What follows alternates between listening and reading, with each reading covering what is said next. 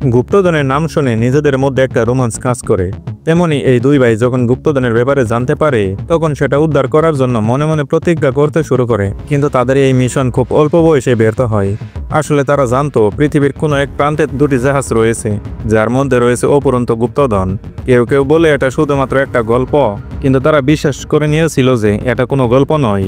কিন্তু তাদের বিশ্বাস কি আসলে সত্যি ছিল তা জানবো আমরা আজকের এই মুভিতে।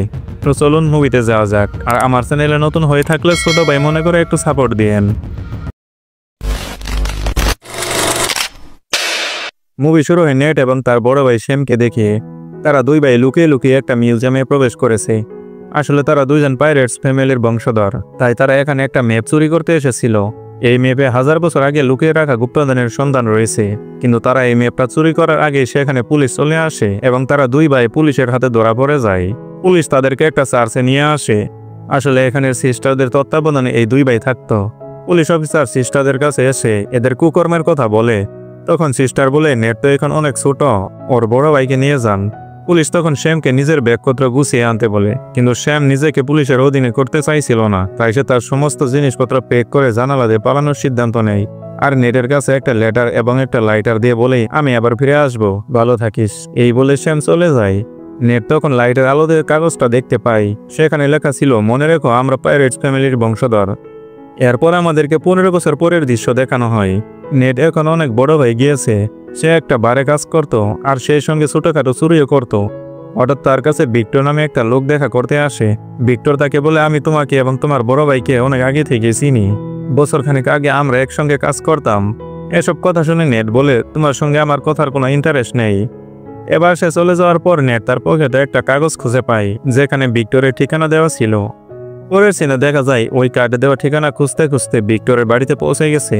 আর বাড়িতে গিয়ে সে ওই ম্যাপটাও দেখতে পায় যেটা 15 বছর আগে তারা দুই ভাই চুরি করতে গিয়ে ধরা পড়েছিল।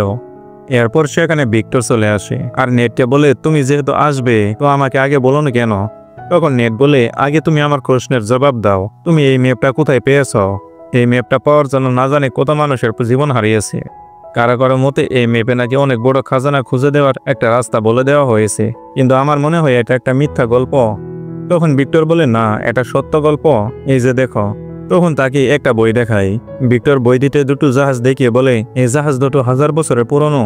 অনেক বছর আগে কয়েকজন লোক মিলে এই জাহাজে লক্ষ কোটি টাকার স্বর্ণমুদ্রা লুকিয়ে রেখেছিল, কিন্তু এই জাহাজ দুটো কোথায় আছে তা কেউ জানে না। তখন ভিক্টর বলে, আমি এজন্যই তোমাকে ডেকেছি। আমি চাই এই খাজানা খুঁজতে তুমি আমাকে সাহায্য করো, আর আমরা দুজনে এই কাজে সমান সমান পার্টনারশিপে থাকবো। তখন নেট বলে, তোমার কাছে আমার কোনো ইন্টারেস্ট নেই। ভিক্টর এসব শুনে তাকে বলে, তুমি যদি আমার প্রস্তাবে রাজি হয়ে যাও তাহলে তুমি তোমার ভাইকে খুঁজে পেতে পারো। কিন্তু নেট তবুও সেখান থেকে উত্তর না দিয়ে নিজেদের বাড়িতে চলে যায়। আর বাড়ি ফেরার পর সে তার ভাইয়ের জিনিসপত্রগুলো দেখতে থাকে। আর কিছুক্ষণ পর সে সিদ্ধান্ত নেয় সে তার ভাইকে ফিরে পাওয়ার জন্য ভিক্টরের সঙ্গে কাজ করবে। পরদিন সকালে ভিক্টরের সাথে দেখা করে। ভিক্টর তাকে বলে, এটা কোনো ছবি না, এটা ওই খাজানা পর্যন্ত পৌঁছানোর একটা চাবি। মূলত এই খাজানা পর্যন্ত পৌঁছানোর জন্য দুটি চাবি রয়েছে। তার মধ্যে একটি চাবি অলরেডি আমার হাতে রয়েছে, কিন্তু অন্য একটা চাবি অকশন কোম্পানির কাছে রয়েছে। আর খুব তাড়াতাড়ি ওই চাবিটা নিলামে বিক্রি করা হবে। আজকে আমাদের প্রথম কাজ হচ্ছে ওই চাবিটা চুরি করা। এরপর তারা দুজনে ওই কোম্পানির ভিতরে চলে যায়। তখন নেট উল্টাপাল্টা কাজ করে সবার মনোযোগ তার কাছে নিয়ে নেয়। এই সুযোগে ভিক্টর চাবিটা চুরি করে সেখান থেকে বেরিয়ে আসতে শুরু করে। কিন্তু হঠাৎ করে বেড নামের একটা মেয়ে ভিক্টরের পথ আটকে দাঁড়ায় এবং চাবিটা দিয়ে দিতে বলে। এই মেয়েটি ছিল তার পুরনো শত্রু। মেয়েটি বর্তমানে বঙ্কার নামের একটা লোকের হয়ে কাজ করে, কারণ বঙ্কারও বহুদিন ধরে ওই খাজানার পেছনে করেছিল। এবার হঠাৎ করে সেখানে কিছু গার্ড চলে আসে আর ভিক্টর ওই গার্ডদের ব্যবহার করে সেখান থেকে পালিয়ে আসে। এরপর ভিক্টর চাবি এবং নেটকে সাথে করে নিয়ে সোজা বার্সেলোনা চলে আসে। এখানে নেট জানতে পারে খাজানা পর্যন্ত পৌঁছানোর জন্য দ্বিতীয় চাবিটা ভিক্টরের কাছে নয়, বরং ফ্রেজার নামের একটা মেয়ের কাছে রয়েছে। তো এই কথাটা শোনার পর নেট এবং ভিক্টরের সঙ্গে একটু মনোমালিন্য হয়। আর এই সুযোগে ফ্রেজার নেটের কাছ থেকে অন্য চাবিটা নিয়ে পালাতে শুরু করে। নেট এটা বুঝতে পেরে তার পিছু করতে থাকে। এক সময় ফ্রেজার তার গাড়ি নিয়ে পালাতে শুরু করে, আর তখনই ভিক্টর আর নেট তার গাড়ির সামনে চলে আসে। ভিক্টর তখন বলে, যাও, চলে যাও, এই চাবিটা নিয়ে তুমি কিছুই করতে পারবে না। এই চাবি কোথায় ব্যবহার করতে হবে তা একমাত্র নেটই জানে।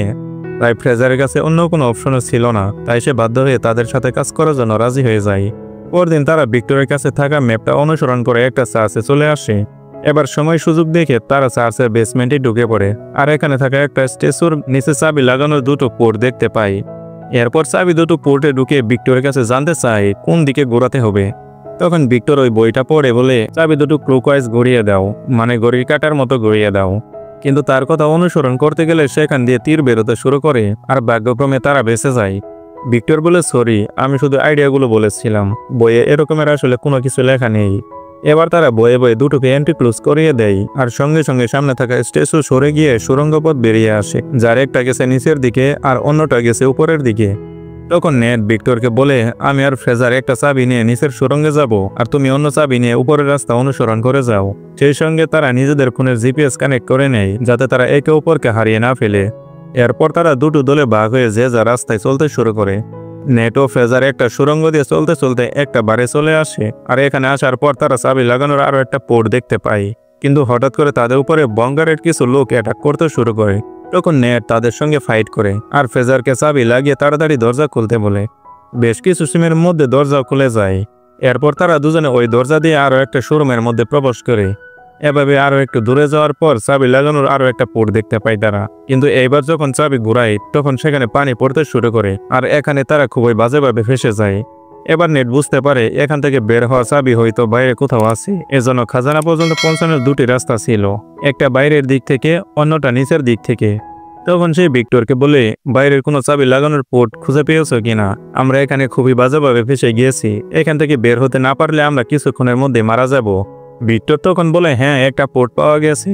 সে সেই পোর্ট পর্যন্ত যেতে চাইছিল কিন্তু তখনই পেছন থেকে ব্রেড চলে আসে আর তাকে গান পয়েন্টে করে ওই চাবিটা দিয়ে দিতে বলে। তখন ভিক্টর আর ব্রেডের মধ্যে লড়াই শুরু হয়ে যায়। অন্যদিকে ওরা দুজন মারাই যাচ্ছিল, কিন্তু তখনই ভিক্টর চাবিটা দিয়ে কোনো রকমের দরজাটা খুলে দেয়। তখন নেট এবং ফ্রেজার অনেক কষ্টে সেখান থেকে উপরে উঠে আসে। এবার কিছুটা রেস্ট নেওয়ার পর তারা আবার এগোতে শুরু করে। একটু দূরে এগিয়ে যাওয়ার পর তাদের সামনে বড় একটা দরজা চলে আসে, কিন্তু এই দরজায় যে চাবির পোর্ট দেওয়া আছে সেটা ওই চাবিতে ম্যাচ করছে না। তখন নেট দেখতে পায় দরজার মধ্যে একটা চিহ্ন আঁকা আছে, যেটা দেখে তার মাথায় একটা আইডিয়া চলে আসে। সে ভিক্টরকে তার কাছে থাকা দ্বিতীয় চাবিটা দিয়ে দিতে বলে, কিন্তু এখানে প্রথমত ভিক্টর তাকে বিশ্বাস করতে পারছিল না, কিন্তু বাধ্য হয়ে এক পর্যায়ে দ্বিতীয় চাবিটাও দিয়ে দেয়। নেট এই চাবি দুটোকে হাতে নিয়ে একসাথে ম্যাচ করে আর এবার চাবি দুটো দেখতে দরজার ওই চিহ্নের মতো লাগে। নেট চাবি দুটো একসঙ্গে ওই পোর্টে প্রবেশ করালে দরজাটা খুলে যায়। এবার ভেতর যাওয়ার পর তারা বড় বড় 4টি পাত্র দেখতে পায়। এদিকে ভিক্টর তাকে বারবার জিজ্ঞেস করছিল তারা খাজানা পেয়েছে কিনা। নেট ফ্রেজারকে দেখতে বলে এই পাত্রগুলোতে কি রয়েছে। ফ্রেজার তখন ঢাকনা খুলে তখন দেখতে পায় সেখানে লবণ রয়েছে, কিন্তু হঠাৎ করে পাত্রগুলো ভাঙতে শুরু করে আর সবগুলো পাত্র ভেঙে যাওয়ার পর লবণের ভেতর থেকে একটা ম্যাপ বেরিয়ে আসে। নেট এই ম্যাপটা হাতে নিয়ে বলে এটাই ওই খাজনা অবধি পৌঁছানোর আসল ম্যাপ। কিন্তু কাহিনীর মোড় এবার অন্যদিকে চলে যায়। ফ্রেজার নেটকে গান পয়েন্টে নিয়ে নেয় আর ম্যাপটা তার দিকে দিয়ে দিতে বলে। এইসব দেখে নেট পুরোপুরি হতবাক হয়ে যায়। ফ্রেজার তখন বলে তোমার কি মনে হয় ভিক্টর শ্যামের ব্যাপারে তোমাকে সবকিছু সত্যি কথা বলেছে? এই বলে সে তার হাতে থাকা গানটা দিয়ে নেটের মুখে আঘাত করে। নেট তখন অজ্ঞান হয়ে যায় আর ফ্রেজার চাবি দুটো নিয়ে আর ম্যাপটা নিয়ে সেখান থেকে চলে যায়। এর কিছুক্ষণ পর ভিক্টর এসে নেটকে উঠালে কার জ্ঞান ফিরে আসে। এবার নেট ভিক্টরকে জিজ্ঞাসা করে আমার ভাই কোথায়। প্রথম দিকে সে কিছুটা চুপচাপ থাকে, কিন্তু পরে বলে কয়েক বছর আগে আমি আর শ্যাম গুপ্তধনের উদ্দেশ্যে একটা অভিযান করেছিলাম, কিন্তু হঠাৎ করে বঙ্কারের লোকেরা তাদের উপর আক্রমণ করে দেয় আর তখন একটা বুলেট এসে শ্যামের গায়ে লাগে, যার কারণে সে সেখানে মারা যায়। এটা শুনে নেট অনেক কষ্ট পায় আর তাকে বলে তুমি আমার বাইকে ওখানে রেখে চলে এসেছিলে কেন, আর এখন আমাকে ওই একই কাজে ব্যবহার করেছো। তখন ভিক্টর বলে তুমি আমাকে ভুল বুঝছো, সে মারা যাওয়ার আগে আমাকে বলেছিল তুমি যেন তার স্বপ্নটা পূরণ করো, আর এটাই ছিল তার শেষ ইচ্ছা, তাই আমি তোমাকে এইসবে জড়িয়েছি, পারলে আমাকে ক্ষমা করে দিও। তখন নেট বলে ঠিক আছে, যদি এমনটাই হয়ে থাকে তাহলে শুনে রাখো আমি আমার ভাইয়ের স্বপ্ন পূরণ করতে ওই খাজানা খুঁজে বের করবই, আর এরপর থেকে আমাদের রাস্তা পুরোপুরি আলাদা হয়ে যাবে। এদিকে ফ্রেজার চাবি আর ম্যাপ নিয়ে বঙ্কারের কাছে চলে আসে। এর মানে হচ্ছে ফ্রেজার আগে থেকে এই বঙ্কারের সঙ্গে হাত মিলিয়েছিল। এখানে বঙ্কার ফ্রেজারের কাছে অনেক খুশি হয়ে যায়, তাই সে ব্রেডকে বলে এখন থেকে তুমি ফ্রেজারের নিচে কাজ করবে। এই কথাটাই ব্রেডের খুবই রাগ হয়, কিন্তু পরিস্থিতির শিকার হয়ে সে সবকিছু সহ্য করে নেয়। এবার দেখা যায় বঙ্কার ওই খাজনা পর্যন্ত পৌঁছানোর জন্য একটা প্ল্যান করে রওনা দেয়। বঙ্কার প্ল্যানে বসে তার লোকদেরকে বলতে থাকে এই সম্পদ আমাদের বংশের ছিল, আজ শেষ পর্যন্ত এটা খুঁজে পেতে সক্ষম হয়েছি। কিন্তু এমন সময় হঠাৎ করে ব্রেড পিছনে এসে তার বসের গলা কেটে দেয়। এই দৃশ্য দেখে ফ্রেজের অবস্থা খুবই খারাপ হয়ে যায়, তাই সে প্লেনের মধ্যে থাকা একটা গাড়িতে লুকিয়ে পড়ে। এবার ব্রেড আশেপাশে ফ্রেজারকে না দেখতে পেয়ে তার লোকদেরকে বলে ওকে খুঁজে বের করে মেরে ফেলো। এদিকে ভিক্টর আর নেট ওই গাড়ির ডিগিতে করে প্লেনে এসেছিল। তো এদিকে লোকেরা যখন ফ্রেজারকে খুঁজতে ব্যস্ত ছিল তখন ওরা দুজনে গোপনে বাইরে বেরিয়ে আসে এবং ওই ম্যাপটা চুরি করে নেয়। এদিকে ফ্রেজার বেডের মাঝখানে গোলাগুলি চলছিল। ভিক্টর নেটকে বলে চলো আমাদের কাজ হয়ে গেছে, কিন্তু নেট বলে না, আমি আমার ভাইয়ের খুনিকে মেরেই তারপর যাব। ভিক্টর নিচে লাফ দেয় আর নেট জোরে জোরে বলতে থাকে তুমি আমার ভাইকে মেরেছ, আজ আমি তোমাকে ছাড়বো না। এই বলে প্লেনের মধ্যে থাকা কার্গো বক্সগুলো খুলে দেয়, কিন্তু হঠাৎ করে তারপর একটা জায়গায় আটকে যায়। তাই সে ওই বক্সগুলোর সঙ্গে সঙ্গে উঠতে শুরু করে। এবার নেট আবারও চেষ্টা করে কোনোভাবে প্লেনে ফিরে আসে। এদিকে ফ্রেজার এইসব কিছু থেকে বাঁচতে ওই গাড়িটা স্টার্ট দিয়ে প্লেন থেকে জাম্প করতে চাইছিল, কিন্তু হঠাৎ তার সামনে নেট চলে আসে। তাই নেট গাড়ির ধাক্কায় আবার নিচে পড়ে যায় আর নেট ফ্রেজারকে বলে তাড়াতাড়ি তোমার প্যারাশুট খুলো। তখন সে বলে আমার কাছে তো কোনো প্যারাশুট নেই। তখন তারা গাড়ি ছেড়ে দিয়ে একটা কার্গো বক্স ধরে ফেলে। এরপর প্যারাশুটের সাহায্যে তারা নিচে নেমে আসে। তাদের ভাগ্য ভালো হওয়ায় তারা একটা দ্বীপের কাছে এসে পৌঁছেছিল। তারা একটা হোটেলে এসে উঠে। এখানে তারা অনেক চেষ্টা করে ওই খাজানার আসল লোকেশন খুঁজে পাচ্ছিল না। এক সময় ফ্রেজার ঘুমিয়ে পড়ে, কিন্তু নেট না ঘুমিয়ে সারা রাত চেষ্টা করে লোকেশনটা খুঁজে পেয়ে যায় আর ওই লোকেশনটা একটা ডায়েরিতে নোট করে ঘুমিয়ে পড়ে। পরদিন সকালে ফ্রেজার যখন ঘুম থেকে উঠে তখন সে দেখতে পায় ডায়েরিতে একটা লোকেশন লেখা আছে। ফ্রেজার বোঝা যায় নেট ওই খাজানা খুঁজে পেয়ে গেছে, কিন্তু এবার ফ্রেজার চিটিং করে ওই লোকেশনটা নিয়ে একাই বেরিয়ে পড়ে আর নেটের জন্য একটা লেটার ছেড়ে যায়। নেট ঘুম থেকে উঠে ফ্রেজার ওই লেটারটা দেখতে পায় এবং একটা মুচকি হাসি দেয়, কারণ নেট আসল লোকেশনটা অন্য জায়গায় লুকিয়ে রেখেছিল আর ফ্রেজারকে বোকা বানানোর জন্য সে একটা ভুল লোকেশন ডায়েরিতে লিখে রেখেছিল। এবার নেট রেডি হয়ে আসল লোকেশনের উদ্দেশ্যে বেরিয়ে পড়ে। এদিকে ব্রেড নেটের উপর নজর রাখছিল। বেশ কিছু দূর যাওয়ার পর নেটে একটা নির্জন জায়গায় পৌঁছে যায় আর সেখানে ওই জাহাজ দুটো দেখতে পায়। আর সত্যি এই জাহাজে অনেক স্বর্ণ ছিল, কিন্তু একটু পরেই সেখানে ভিক্টর চলে আসে। তখন নেট তাকে জিজ্ঞেস করে তুমি এখানে কিভাবে আসলি? তখন ভিক্টর বলে তুমি হয়তো ভুলে গেছো, তুমি আমাকে জিপিএস ট্র্যাক করে দিয়েছিলে। তারা কথাবার্তা বলছিল, কিন্তু তখনই ব্রেডের দলবল সেখানে চলে আসে।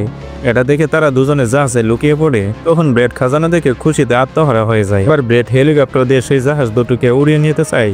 আসলে স্বর্ণের সাথে সাথে এই প্রাচীন জাহাজ দুটির অনেক দাম রয়েছে, তাই সে এমনটা করছিল। এদিকে তারা দুজন বুঝতে পারে জাহাজ এখন আকাশে উঠছে। তাই তারা সিদ্ধান্ত নেয় যে কোনো উপায়ে জাহাজ তাদেরকে হাইজ্যাক করতে হবে। তাই তারা বেরিয়ে এসে ওই লোকদের সঙ্গে ফাইট করতে শুরু করে আর বেশ কিছুক্ষণ লড়াই করার পর একটা জাহাজ হাইজ্যাক করে ফেলে। এটা দেখে ব্রেড অনেক রেগে যায় আর তার হেলিকপ্টার দিয়ে ওই হেলিকপ্টারকে আক্রমণ করতে চায়, কিন্তু নেট জাহাজের পুরনো জিনিসপত্র দিয়ে একটা কামান বানিয়ে ব্রেডের হেলিকপ্টারে মেরে দেয়, যার কারণে ওই জাহাজ আর হেলিকপ্টার দুটোই ক্র্যাশ হয়ে যায়।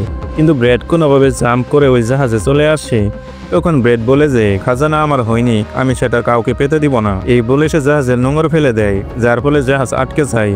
তখন ভিক্টর একটা ব্যাগে কিছু স্বর্ণ নিয়েছিল যেটা নিচে পড়েই যাচ্ছিল, কিন্তু ভিক্টর প্লেনটি অটো পাইলট মোডে রেখে ওই ব্যাগটা তোলার চেষ্টা করছিল। এদিকে জাহাজের নেট আর ব্রেডের মধ্যে লড়াই চলছিল।